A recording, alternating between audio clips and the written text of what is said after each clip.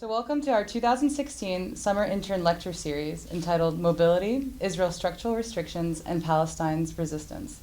Thank you for joining us today for the third and final installment of the series, Overcoming Restrictions, Resistance Through Publication and Expression, with Dr. William Youmans and Ms. Leila El-Haddad.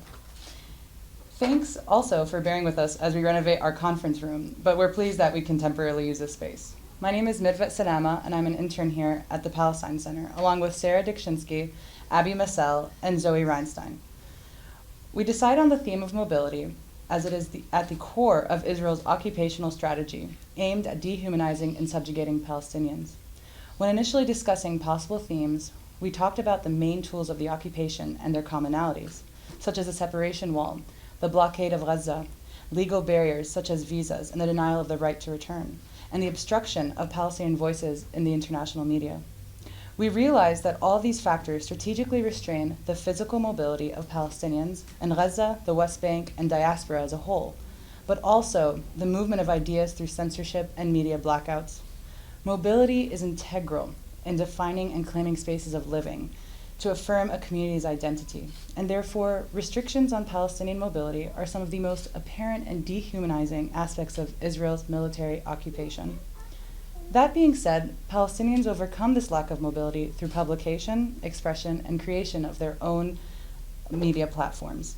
They use media as a powerful tool in the spread of ideas beyond the walls of occupation, which is ultimately a form of resistance in itself.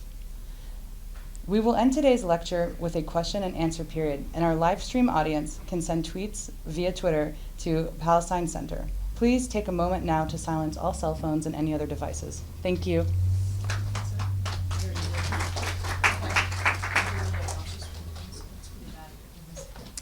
Good afternoon. We are fortunate to welcome Dr. Youmans and Ms. El-Haddad for today's lecture, Overcoming Restrictions, Resistance Through Publication and Expression. Dr. William Youmans is an assistant professor at the School of Media and Public Affairs at George Washington University. His primary research interests include global news media, journalism, media law, and social movements. He received his PhD in communication studies from the University of Michigan and wrote his dissertation on Al Jazeera English's audience-building efforts in the United States before and after the quote-unquote Arab Spring. He is currently researching the development of Arab media law as well as the role of transnational media in U.S.-Arab relations. Dr. Youmans has presented at numerous conferences, and his 2012 paper won an award for the best paper in the International Communication Division at the 2013 International Studies Association Conference. Leila Haddad is an award-winning Palestinian writer and public speaker who frequently lectures on Gaza, the intersection of food and politics, and contemporary Islam. She is the author of Gaza Mom, Palestine, Politics, Parenting, and Everything in Between, co-author of the critically acclaimed The Gaza Kitchen, A Palestinian Culinary Journey, and co-editor of Gaza Unsilenced. She is also a policy advisor with Ashabaka, the Palestinian Policy Network. She was recently featured in Anthony Bourdain Parts Unknown episode Jerusalem, the West Bank, and Gaza as his guide through the Gaza Strip. From 2012 to 2007, El-Haddad was the Gaza correspondent for the Al Jazeera English website and a regular contributor to the BBC World Service. A graduate of Duke University and Harvard Kennedy School, she is a Clinton Scholar, as well as the recipient of the ADC's Inspiration for Hope and the Literary Leadership Award. Each panelist will speak for about 20 minutes, after which we'll have a question and answer session. Please join me in welcoming our first panelist, Dr. William Youmans.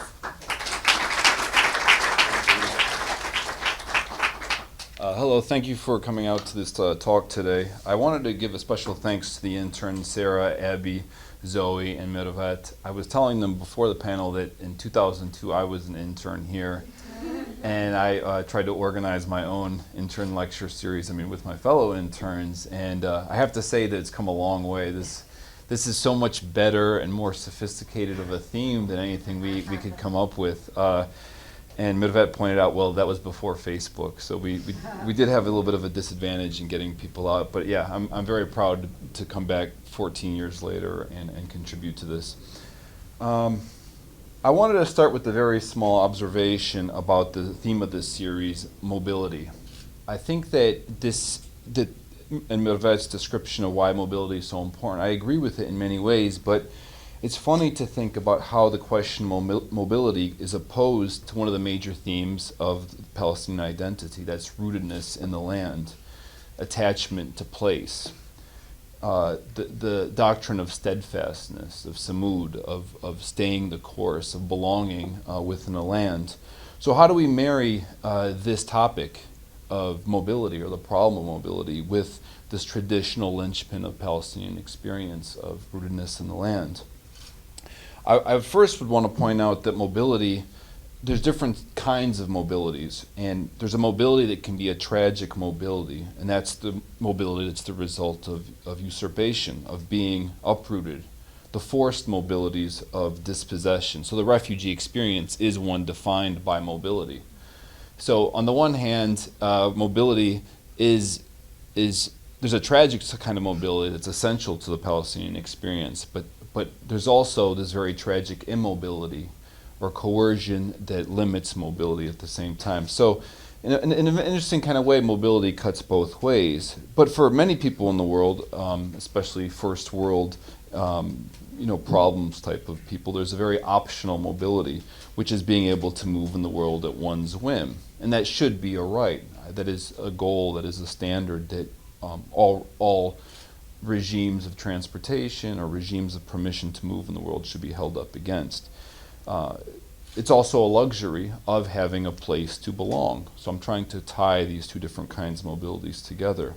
The symbol of the respected first world passport is a signifier of desired citizenship status, and it shows just that. Having an American passport is itself a sort of privilege because it stands for a type of citizenship that Palestinians lack. So Palestinian mobility as refugees was forced, it was tragic, it was against their will. But now we have a struggle for the freedom of movement, especially in the occupied territory.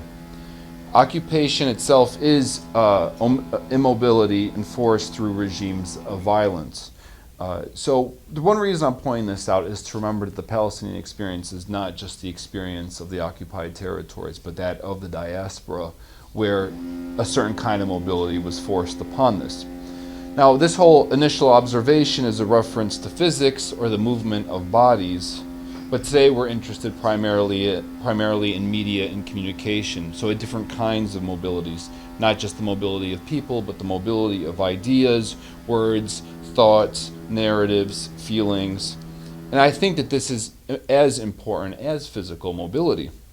That's why in our very harsh U.S. prison system, solitary confinement is one of the most damaging forms of punishment. It desocializes the human, it isolates the inmate from others, and that social disconnection can be more maddening or as maddening as the physical imprisonment or the physical denial of movement. As much as Israel has interfered with Palestinian physical movement in occupied territories, it cannot and has not been able to block this mediated form of mobility, to limit the Palestinian imagination, or to quell outside solidarity with Palestinians as much as it has tried. And so I will be focusing on those two directions of mediated mobilities: solidarity with Palestinians from the outside, but also Palestinians understanding, learning, and access to the rest of the world through media. But I want to start a little bit with a theoretical conceptualization of mobility through media that starts with a very unlikely place, and that's modernization theory. Modernization theory is originally a view of development. It started in a very kind of U.S., Washington, D.C. sort of context. During the Cold War, the U.S. was trying to find a way to explain how there could be development without resorting to Marxism or communism. So it was within the geopolitics of the Cold War. And so all these social scientists descended on the developing world to try to figure out how can it modernize. Despite this being a sort of neo-colonial paradigm motivated by geopolitics, the social scientists actually generated some interesting ideas, many more fanciful ideas, like that there was this one standard recipe for development. But I think that one of the concepts that one of the modernization theorists came up with is actually related to our talk of mediated mobility in the Palestinian context. So one of the seminal texts of modernization theory that shaped how Americans, the government, and NGOs thought about media and development was a book by Daniel Lerner, published in 1958, about 50 years ago, The Passing of Traditional Society, Modernizing the Middle East. One part of the book is a very interesting case study of life in a small Turkish village between 1950 and 1954. Okay, so much of the book is Orientalist and has very questionable methodological stances vis-a-vis, the natives. But I think that does offer some value for our discussion today. So to refresh you or to introduce you to Lerner's work, I want to start with 1950. That year, Lerner sent a Turkish researcher to visit a small village called Balgat. Balgat was only 8 miles from Ankara, yet it was seemingly of a different world in time, a yesteryear. Balgat was rural, simple, disconnected.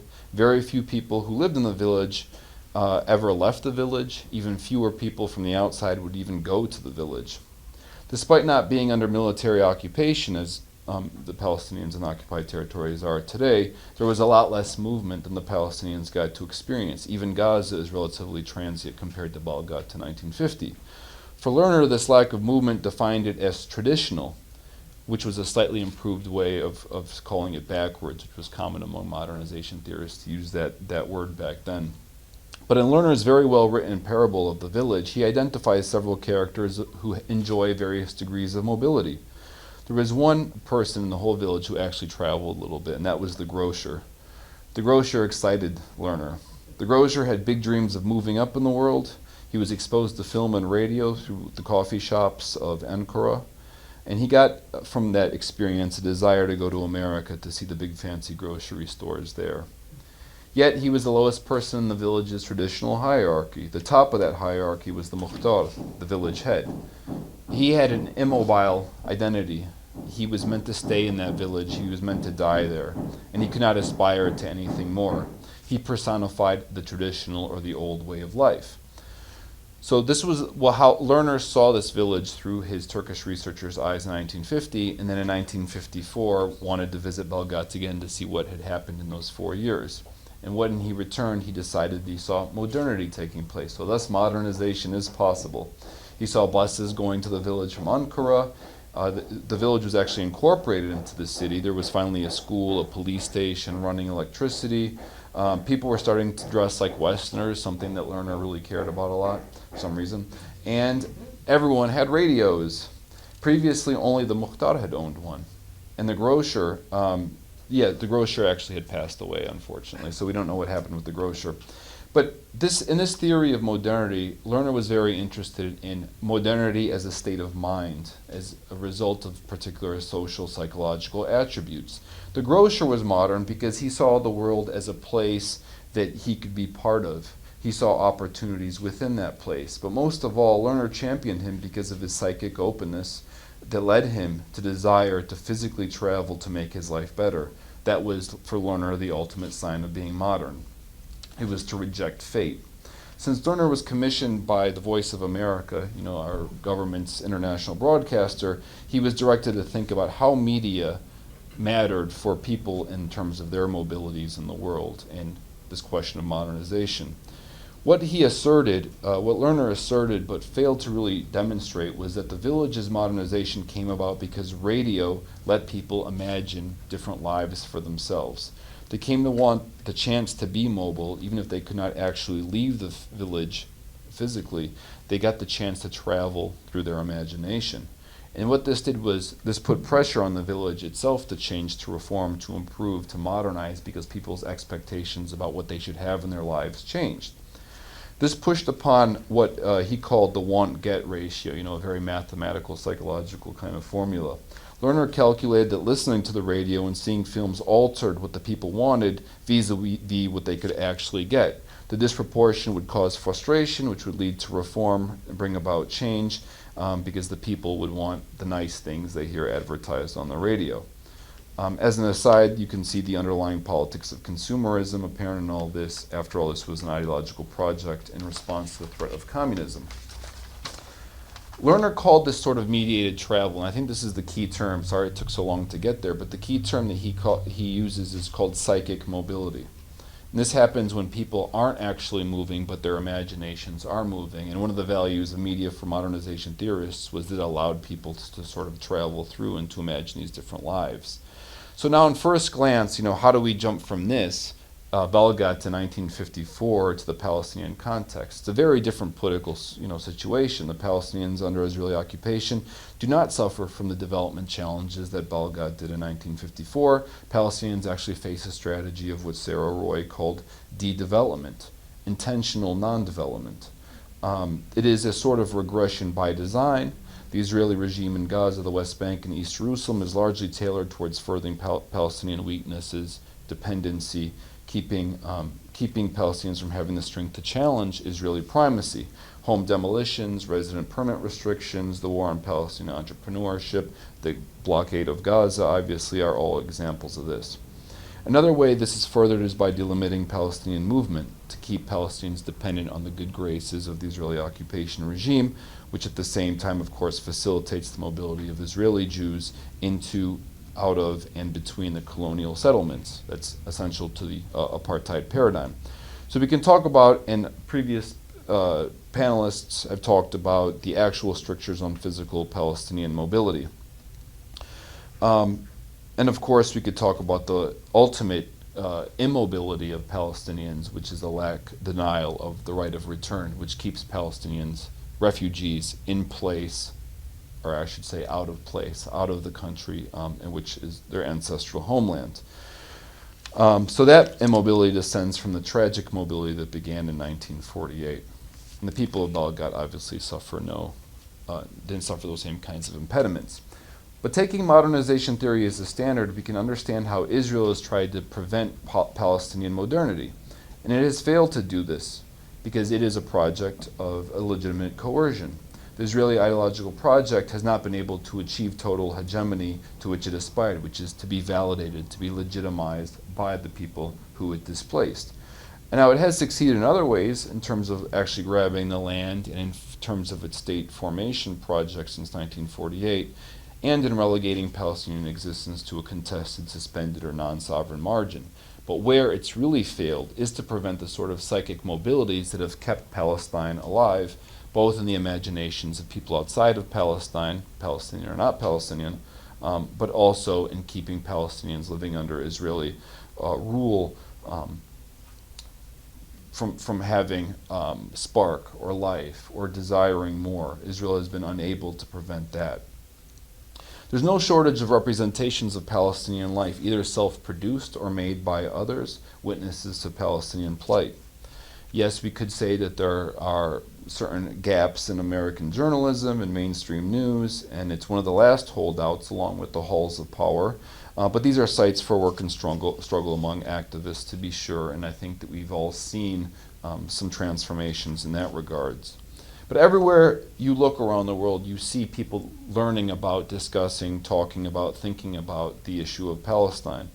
And this is largely driven by people who have psychic mobility in Palestine. I mean, how many Palestinian solidarity activists around the world have actually traveled there, right? The international solidarity movement was great about getting people to actually travel there and see there, but there are many more activists working on behalf of Palestinian rights than there are people who have actually traveled there. How many of you have been to the Palestinian occupied territories, for example, by a show of hands? A relatively small number of you. So chances for the rest of you are that your exposure to the Palestinian issue is a psychic exposure. Israel has been unable to stop that. So outsiders are being mobilized based on learning and compassion built through media exposures, through social media, through documentaries, through classes that they're taking, through books. This is the impact of advocacy. This is the impact of human friendships. People learn about Palestine from meeting Palestinians. Face-to-face communication is very impactful still, even in this age of social media. Now, on the reverse side, Palestinians living under the occupation are infinitely times, I think, more world-aware than people who have the rights of physical movement. Say the average North American, and yes, I include Canadians and Mexicans among U.S. Americans, is not being particularly attuned to the rest of the world. whereas Palestinians who that do not even have the kind of passport that can permit them to travel are much more connected to the world in many ways. I've met journalists from Gaza who've never left Gaza who speak English fluently and know about events that are happening in the United States. That's not to say that Palestinians are omniscient or know everything. Certainly, I've met a lot of Palestinians who don't even know what's happening in Ramallah or Gaza City or Nazareth or Haifa or Beirut. But overall, there seems to be, to me, a worldliness of the Palestinian experience that is based through this sort of psychic mobility. That I would not say that that's completely divorced from the fact of diaspora life, that many Palestinians were actually forced into their mobility. It's a commonality of exile that every Palestinian I know has family who lives in some other country, and that is one way for them to also learn about these other places. So Palestinians have these rich imagined connections to other places. You can see it in Palestinians rooting for Brazil each World Cup. And you can see it in the various desires to learn multiple languages that we see of Palestinians. Even when people can't move then, what they make, what they produce in terms of media does travel. Palestinian filmmakers, journalists, artists, musicians, writers, and academics are producing highly mobile works of expression, documentation, and so on that have the effect of taking us into their lives, right? And Israel has not been able to stop that. Yes, there were times when Israel did try to use various regulations, coercion, to try to prevent and politicize these Palestinian expressions, and we see this play out in different countries around the world in various things, whether nominations for film awards or questions of boycott and that kind of thing. We see these contestations happening around the world, but that's a sign of the efficacy of Palestinian psychic mobility. We can think of particular texts that are very powerful. So Imad Barnett's 5 Broken Cameras, which was nominated for an Oscar, or Suhair Hamad's poetry, Dem's hip hop, Mohammed Asaf's Voice, the Arab Idol, various documentaries by Palestinian artists like Jackie Saloom, or the group Visualizing Palestine, the infographics that they put out, very well researched visual depictions of facts related to Palestinian life, are all part of these units of psychic mobility. El-Haq's human rights reports circulate, in effect with the Human Rights Watch and Amnesty International report as well. Of course, the Palestinian Civil Society BDS call in 2005 is a text that has traveled, has inspired activists around the world to pick up the call for BDS. These have all traveled widely, taking outsiders to Palestine as Palestinians define it, in a sense psychically transforming their relationship to their notion of Palestine.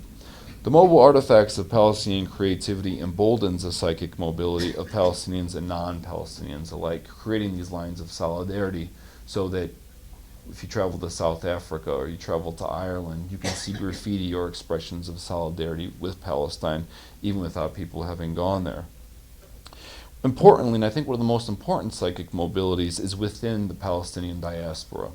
Palestinians have become more connected to the land of their heritage in new and imagined ways, recovering their families' lineages, or actually moving through, having mobility through time, understanding Palestinian history and their relationship to it, even if they're living in Australia or Europe or Egypt, dispossessed but not mentally, in a sense, mentally present in their homeland. And some of the texts that have been important to facilitating these connections include representation of Palestine's past. I would point you to Walid Khadri's Before Their Diaspora and the other book, All That Remains.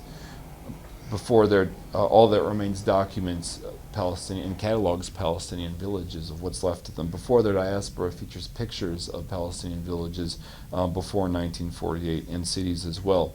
All these texts that have moved in the world Before Their Diaspora is translated into, I think, eight languages or so. All these texts give us a psychic mobility into our past as Palestinians, as a diaspora, into what Palestine was. And I think that is the most important sort of psychic mobility that Israeli restrictions on physical movement have not been able to stop.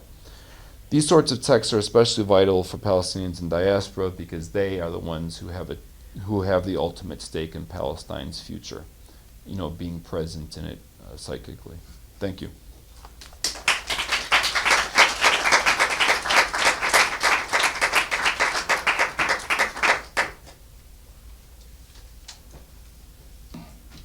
Hello, everyone. Wow, so tall, Will. I have to lower it a foot. Well, that was pretty deep, Will. I don't know, hard act to follow. For those of us in the non-academic world, I might bore you or I might not, I don't know. Thank you for coming in the middle of the day like this. And yeah, I mean, the topic that we're supposed to be speaking about is so interesting to me personally, and I think probably to a lot of Palestinians who have lived between spaces and identities, which is something that kind of has informed my take on the Palestinian issue, having lived in various places but kind of being void of any citizenship. And you know, I very much echo what Will was saying about remembering that the Palestinian experience is one that extends beyond physical location, right? Which is something that the Oslo Accords and then increasingly over time Israel has tried to institutionalize, right? Is to sever that connection, continue the fragmentation of the Palestinians from one another. What Oslo did is essentially only recognize those Palestinians, those who had a right to vote in whatever meaningless elections that we have, but were only those Palestinians that possessed a Hawiyya, right? This Israeli issued ID card that the Israelis began to issue in 1967. And you could only obtain a Hawiyya if your parents had it and were physically present in 1967, and you renewed it and went through all these, and essentially dismissed like wholesale all the Palestinian refugees or those who were either registered or not.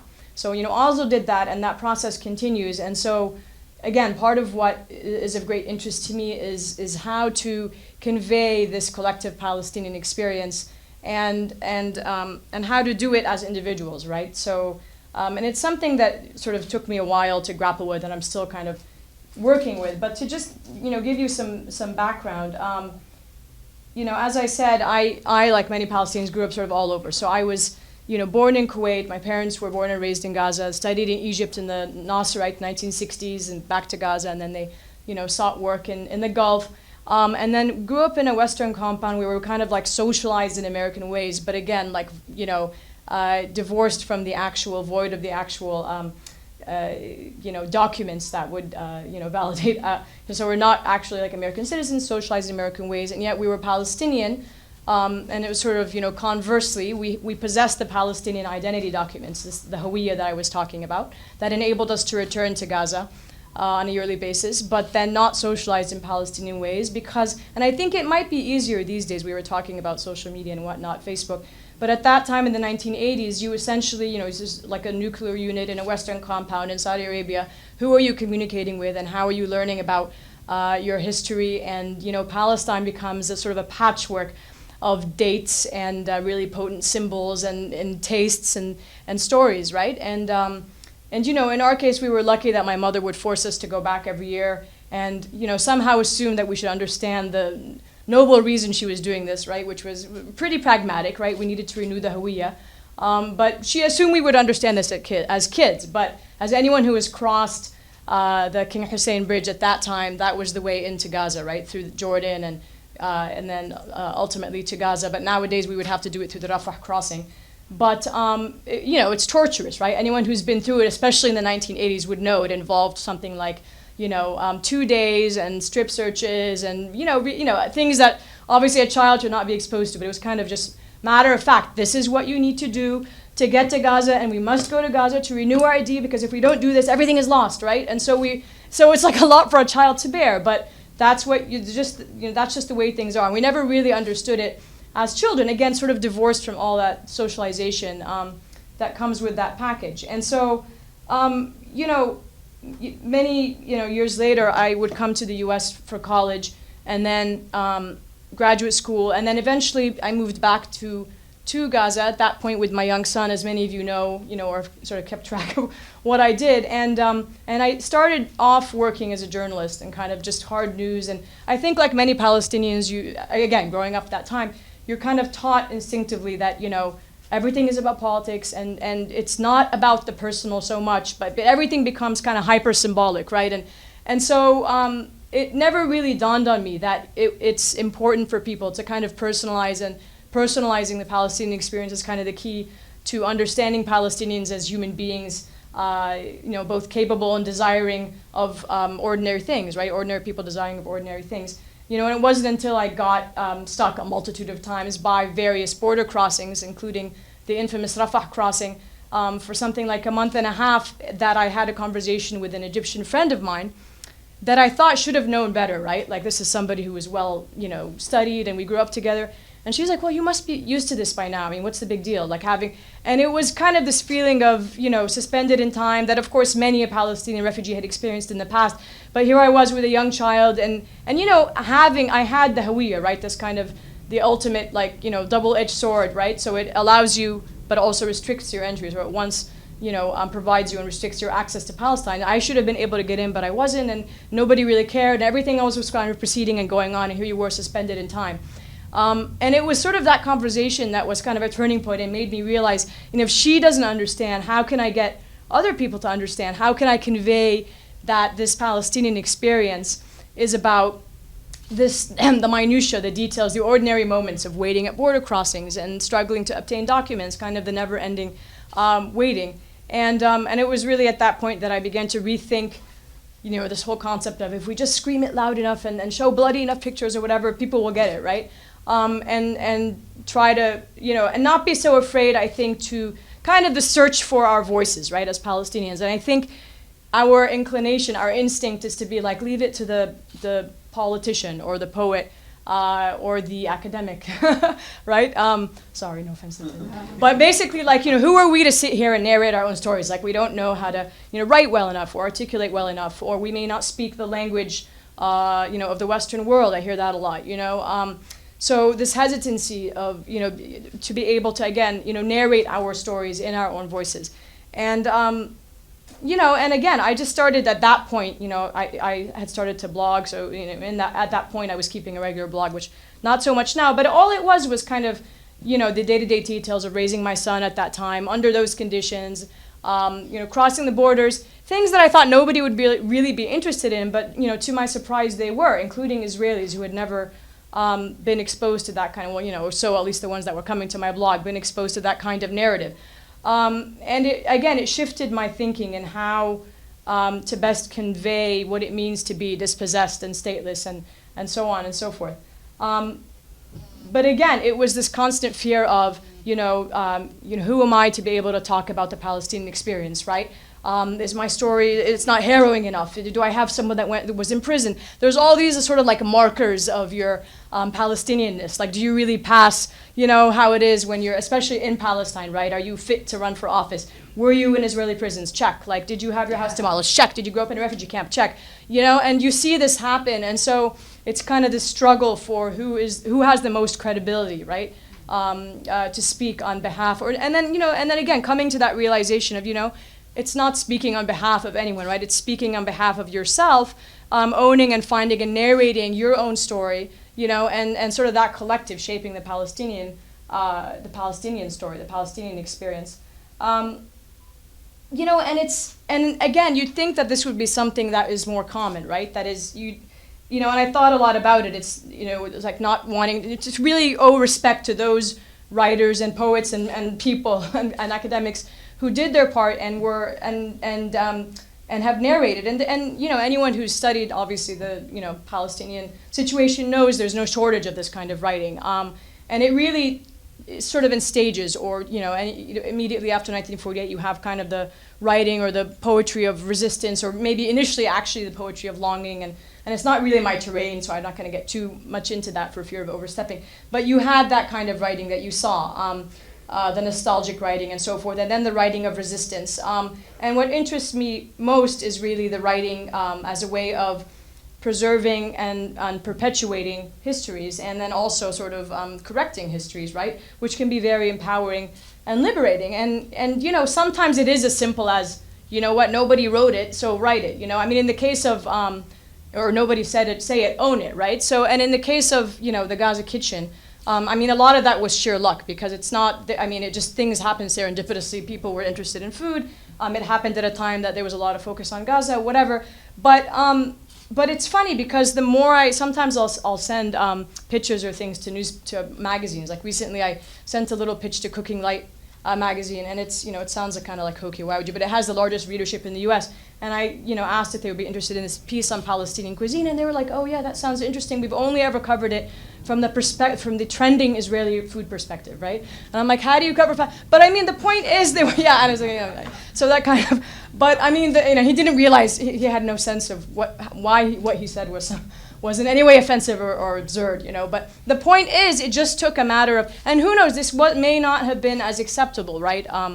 10 years ago, right? When even mentioning the word Palestine kind of in the mainstream was, so it is a matter of, just again, timing or whatnot. But, I was reading a little bit about how, again, political literature and so forth, and those of you who know Salma Khadra-Jayusi, and for her, writing and literature and poetry was about expressing the collective Palestinian identity.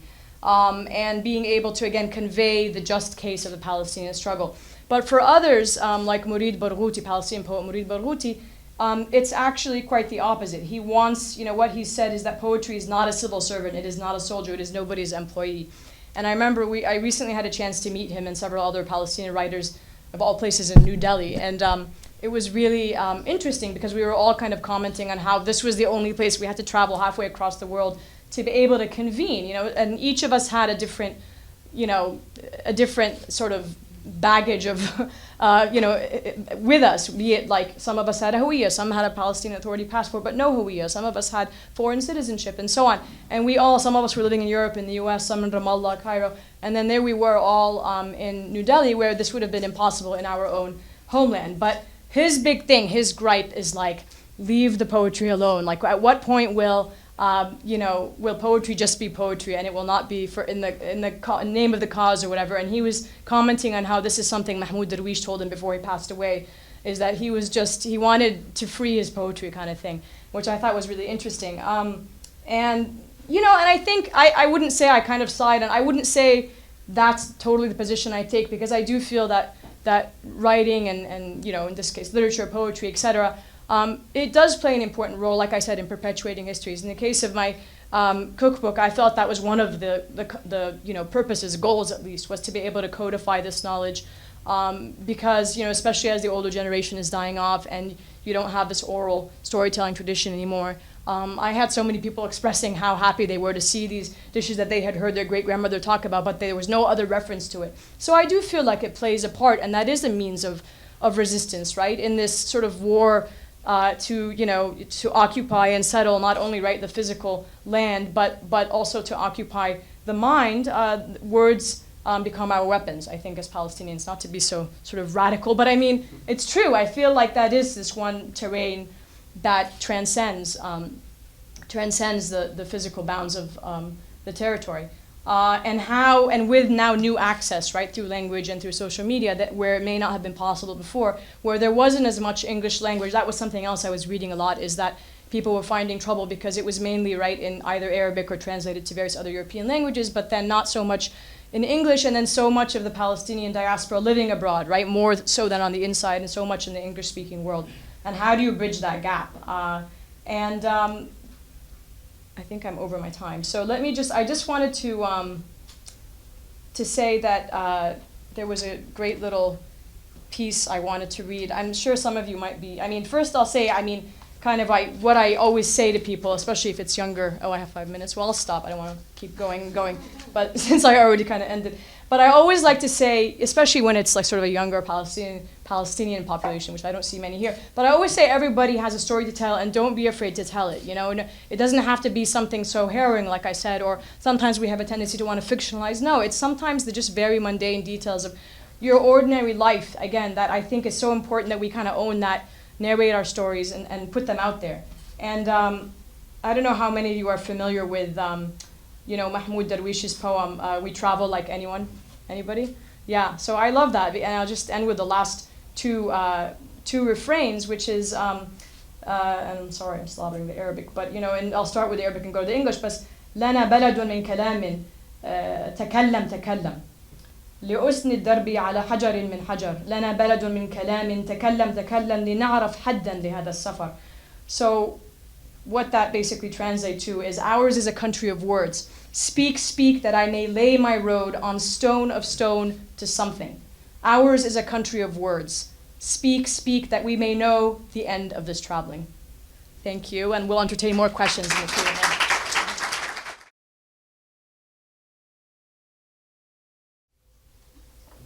anybody knows, the Israeli media blitz has been going on for years and years and years. It's incredibly effective, from what I can see, relative to whatever the Palestinians have been able to do.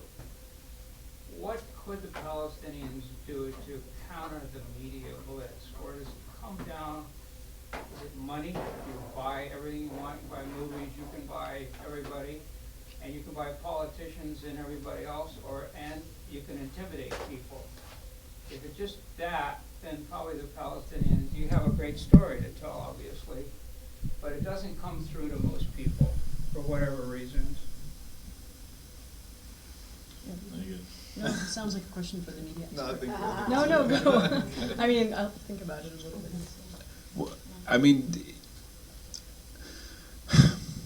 the way I see it is that the media environment is changing tremendously.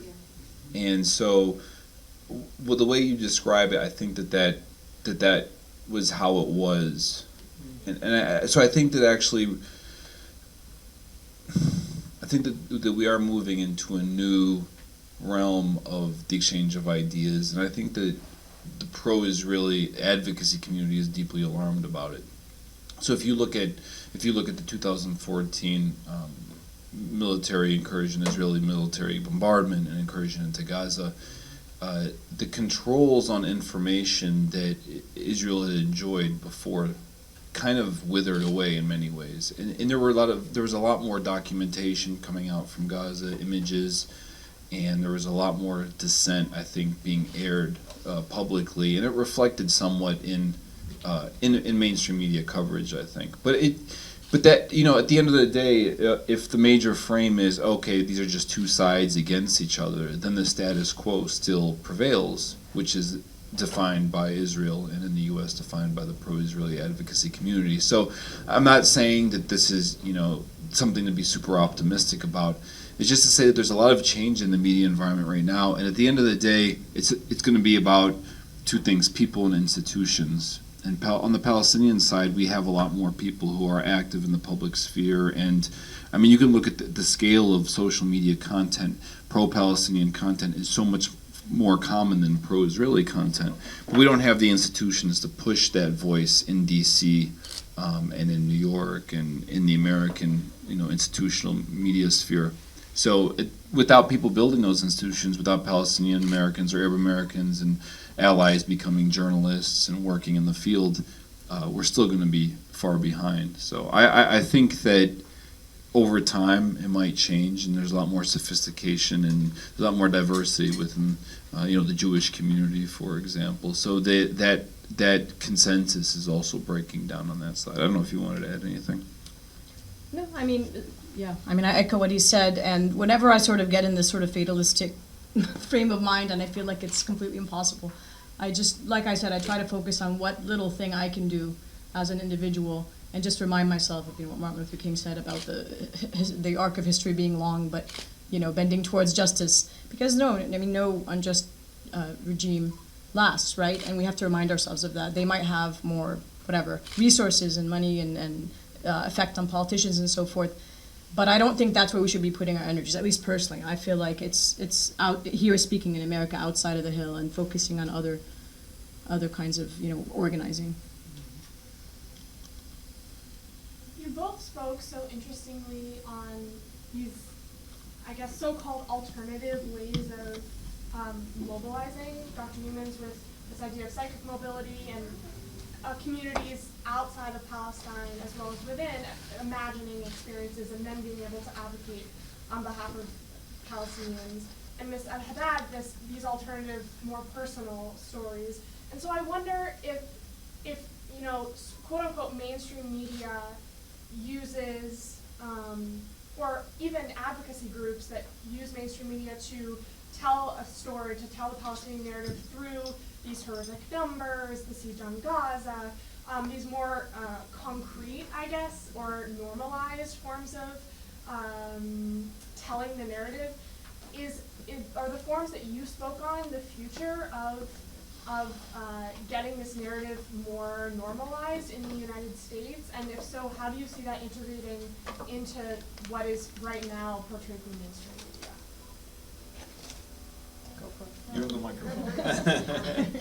These are such difficult questions. Yeah, these are very difficult questions because, to me, theoretical, yeah, I mean, to me, also the term mainstream media is something that's becoming harder and harder to maintain because the claim to have massive audiences, just publishers and broadcasters are losing that ability to claim. The real Unless media. you publish a book called Infidel.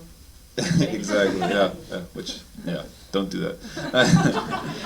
But the real media makers are, going to be Facebook and these social media platforms that have a totally different calculus for deciding what's news in a sense. And at least in the U.S., I mean, the way that people view news, it's very motivated and selective, right? People look for a lot. Yeah, but they also look for information that confirms what they already think, and so that is a big problem, right? And so the thing about the mainstream is that it used to try to at least be this middle point, that was lowest common denominator, and that's when the stakes were really high. But we're getting into these informational bubbles where we're just sort of, and so the real question is, how do we break through that? And I think that at least the social media logic of authenticity is very important because a lot of the professional spokespeople, they're not going to be they're not as effective as they used to be because they can't speak from a place of authenticity. And that's actually a limit of psychic mobility. As a solidarity activist, you can only make claims so far without actually having been there, right? And actually having gone there. So who's the real authentic voices was the people who are going through the actual experiences. So I think, I forget her name, the young Twitter user from Gaza in 2014, Razan, maybe? Yeah, Farah, yeah. For example, she was someone who was witnessing things on the ground. That was an authentic voice that you couldn't get from CNN or from the New York Times, and that's something that attracted a lot of interest. If that's the trend, if that's the way of the future, then it's people who are experiencing things on the ground. And Israeli Hezbollah is very, very at a huge disadvantage at this point because the level of damage and destruction the Palestinians are experiencing just far outweighs what the Israelis are experiencing. So the Israeli narrative of being under siege or being pushed to the sea or this kind of thing, it doesn't add up with what is actually observable through images that are produced from the ground. So it could be that is sort of what happens in the future, that these authentic voices sort of prevail. But I don't know. I think at the end of the day, it requires people and activists doing things, institution building, and I think that's more important. And the media sphere is just sort of part of the battleground of that, right? So the changes in the media environment aren't going to bring about political changes. It's got to be people actually doing activism and doing advocacy and collective organizing. Right. Yeah. Do you think that the lack of authenticity or experience of mainstream journalists has the potential to be damaging, or is it a necessary evil for advocacy to happen? You're a journalist. Well, not really. Don't call me a journalist. I'm fake. I'm not really. I used to be. I'm sorry. What was the question? For journalists or for activists? Well, I guess for progress, if journalists are speaking to this issue for these issues without proper experience or understanding. I mean, I think it can go both ways. Because to be honest, when I was living in Gaza and I was working actively as a field reporter, or whatever.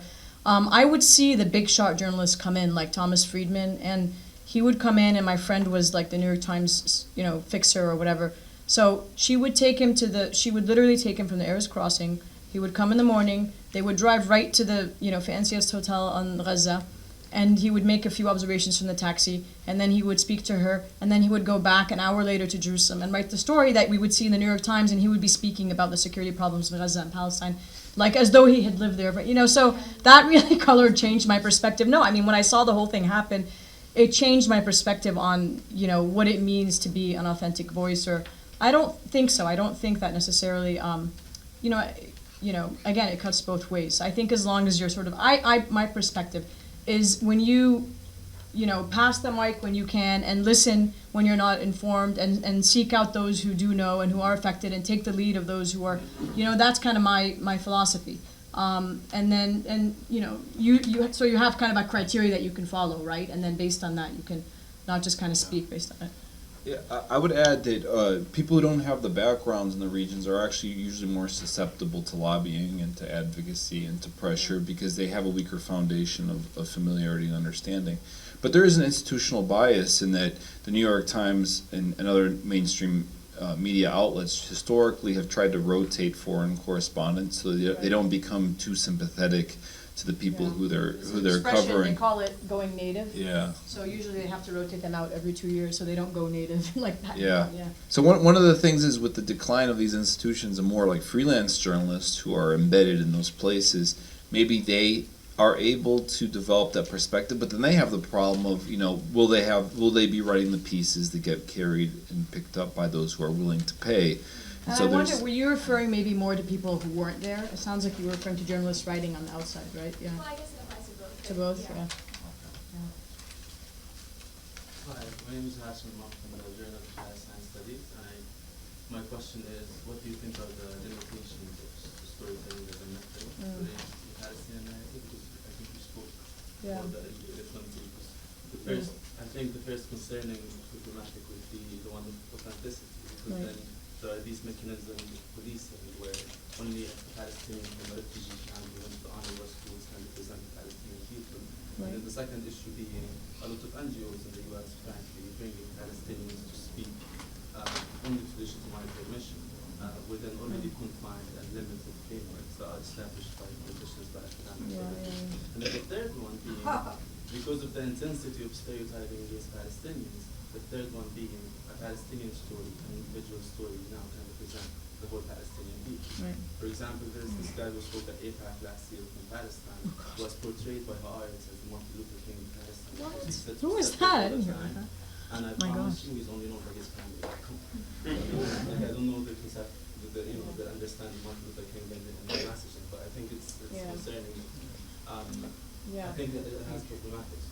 No, in fact, I remember, I always, preface, years ago when I initially had written Gaza Mom, I that was foremost on my mind, and I remember I wrote something in the introduction about that. I prefaced it by saying, like, I'm by no means representing, the collective Palestinian experience or people, and this is just one individual. I think it's important we recognize that and say that and openly. And I mean, we assume it, right? But we have to, maybe to those audiences that are not familiar, put that out there. I mean, and it's hard because you constantly feel this obligation of, there's this great quote from this book, which I really love, called Seeking Palestine, for those of you who are familiar. It's an anthology.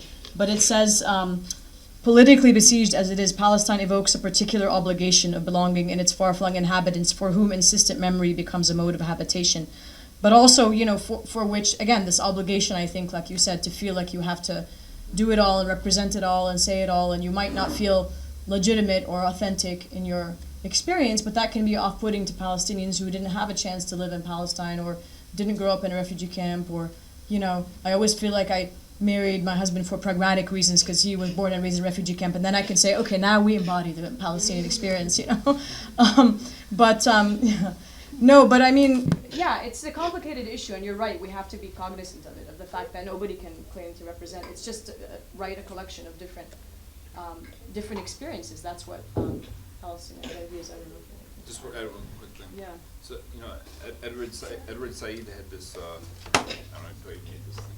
Yeah, Edward Said had this phrase, permission to narrate. I don't think it's on. Okay. Yeah, Edward Said had this phrase, permission to narrate, which is a very useful phrase, but it was in a kind of a Western context. But there's also this, what you referred to, there's this debate internally about who among Palestinians has permission to narrate.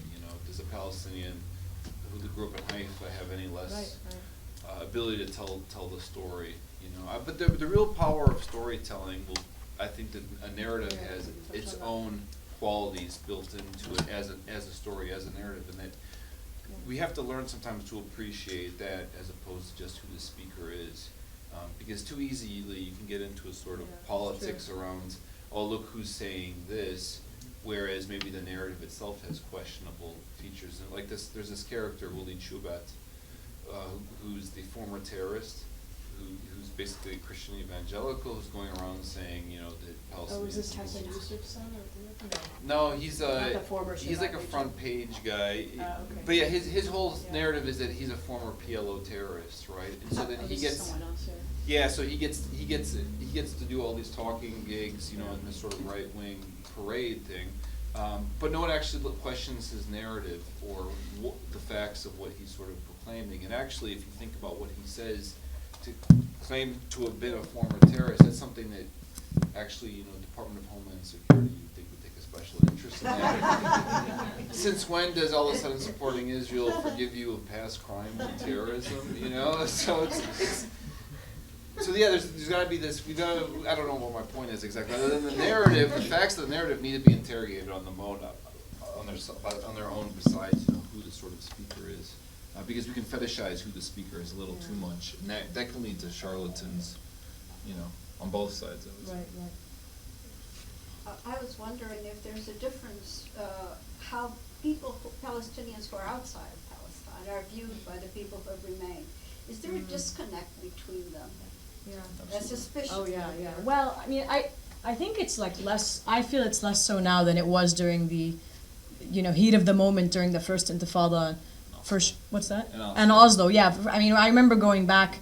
Again, we would go back every year, and in the middle of the first Intifada, referred to as like the, Gulf Palestinians, right, by those on the inside, or like, oh yeah, you don't really. Yeah, you're not credible, or you don't really know what we're going through, kind of thing. And then feeling like resentment towards our parents, like why did you go out to work, and what, why didn't we just stay here, and then we, so yeah, a lot of pressure for sure, yeah. And then hearing that by a lot of taxi drivers and whatnot. I don't feel like it's that case now. Do you? No. Less so. I mean, everything is in such disarray. Yeah, exactly. I think everyone stopped judging. It's like, okay. Yeah, it's like we're all nobody judges it. Even nobody says, why did you leave, or why did you come back, or what, it's a big mess. In my first years in Palestine, around 1980, I saw forms of mobility that I don't think exist anymore. With Gazans going to Birzeit and returning Right. to the Eid, or a West Banker and a Gazan marrying each other and Right. going back and forth, whatever. Yeah. I don't believe these exist very much anymore because of Yeah. the difficulties. Now, in addition to the limitation of options, of personal options, is this contributing to a situation where you're either a Gazan or a West Banker or an Israeli Yeah. Arab or a diaspora Arab? Yeah. And does this mean that no one can speak for the whole? Yeah, great questions, and thanks for bringing us back to the, actual topic. Yeah, refocusing us. No, those are great questions, and definitely that's something that's been a development that I think is very noticeable over the past 10 years, especially since after the Second Intifada. I mean, there's always been this sort of continued attempt to fragment the Palestinian people, and then also what remains of the actual so-called occupied territories, right, in the West Bank and Gaza, and then Jerusalem. And it wasn't as much of a problem, like you said, but then after the Second Intifada, there were more checkpoints erected,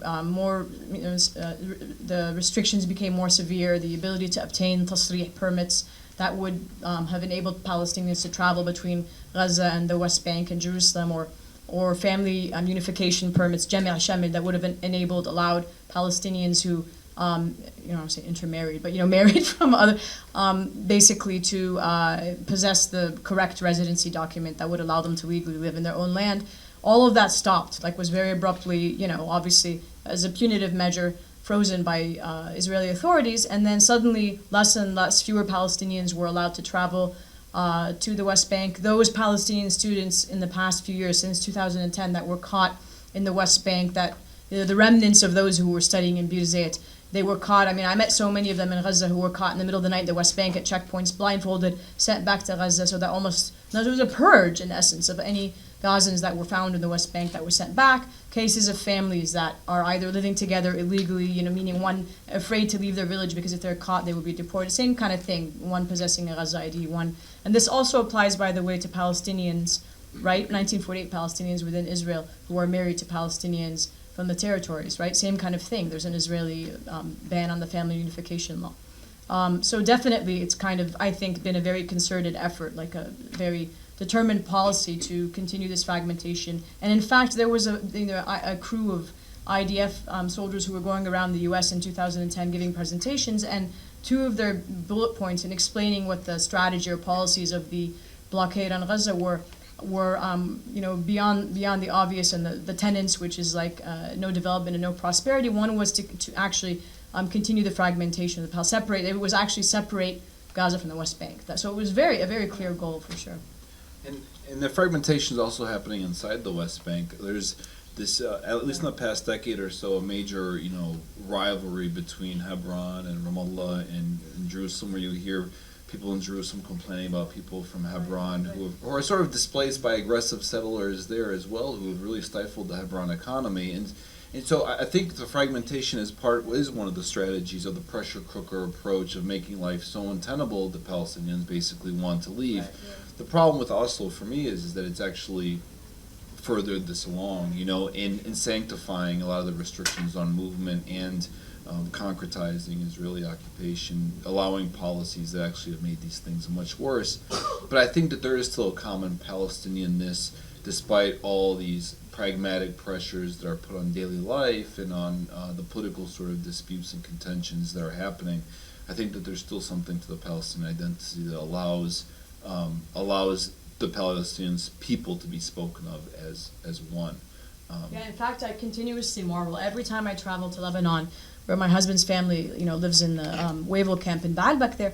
I always marvel, you forget for a moment that these people have never been to Palestine. Some of the, original inhabitants are still alive, but very few. And I'm like, because every time they ask where I'm from, and I just kind of say, oh yeah, I'm from Gaza. And they're like, oh my gosh, you're so lucky you've been there. How is Palestine? And I never even thought of it that way. Yeah, and yeah, exactly. And yeah, and it's incredible. These, to me, I feel like they are the forgotten, and they're all kind of being siphoned away to either, Europe or whatever. And but it's true, how for so many years have they maintained the sort of Palestinian identity? It's incredible.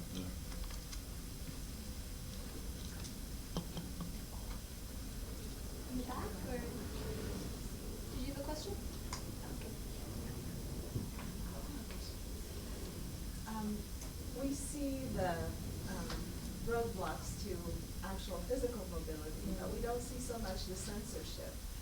Could you talk a little bit about Israeli censorship of bloggers, poets, Facebook, Twitter?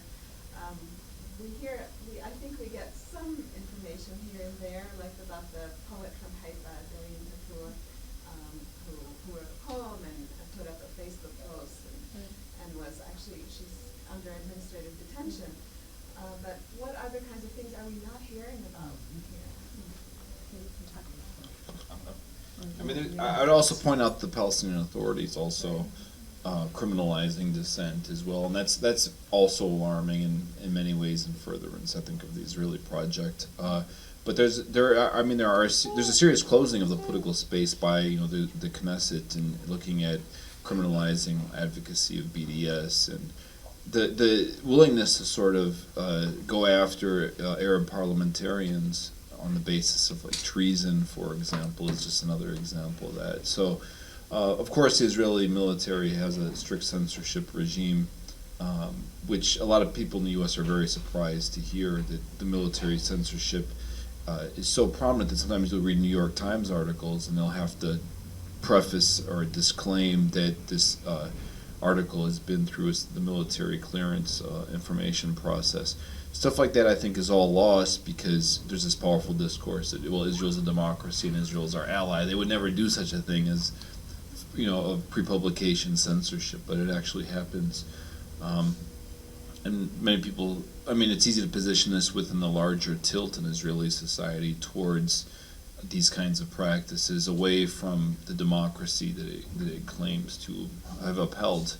And I think that would be, that is a terrible thing in of itself. And yeah, I think Wayla just took off, so it's just me now. Thank you so much for your time and attention.